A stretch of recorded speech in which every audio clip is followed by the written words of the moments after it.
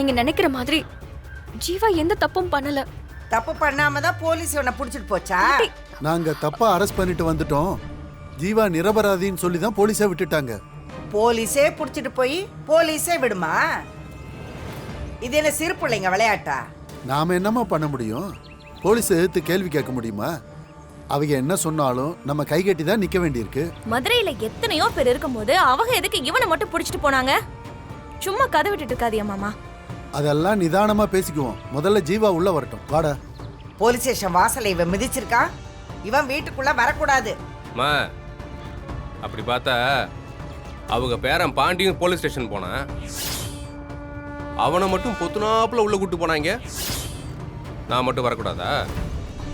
எலே, அவ செஞ்சது நீ செஞ்சது ஒன்னா? தரங்கட்ட வேலையை செஞ்சுட்டு வந்து நிக்கிற. உனக்கு இந்த வீட்டுல இடம் கிடையாது. பாட்டி, ஜீவா மேல நிஜமாவே எந்த தப்பும் இல்ல. இங்கரு, நீ இந்த வீட்டுக்கு வந்து கொஞ்ச நாள் தான் ஆச்சு.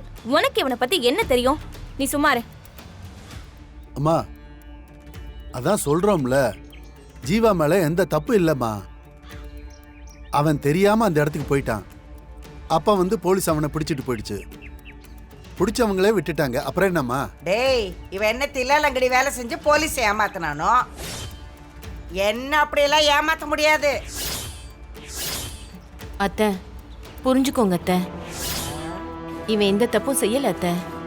அத நீங்க எல்லாரும் நம்புங்க, ஆனா நான் நம்ப மாட்டேன். இவன் புத்தி இப்படி கீழ்த்தரமா இருக்குன்னு நான் நினைக்கவே இல்லை.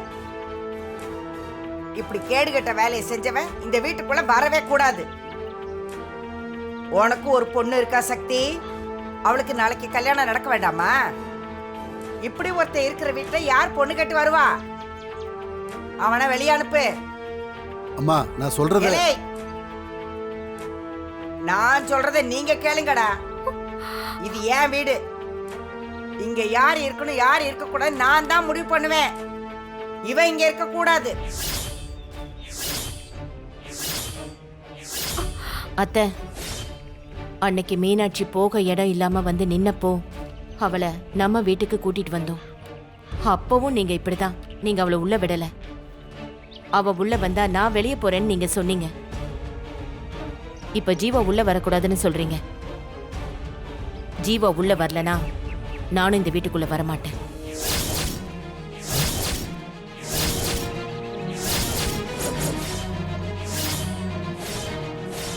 அத்தை, என்ன இப்படி சொல்றீங்க?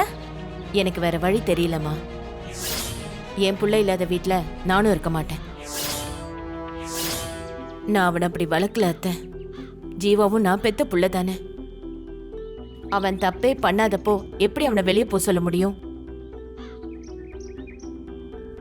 அவனை போக சொன்னீங்கன்னா நானும் அவன் கூடவே போயிடுவேன். ஏய், போதும். அதையே சொல்லிக்கிட்டு இருக்காத. இந்த வீட்டுல இவனை விட்டு வச்சிருக்கிறதே உனக்காகத்தே.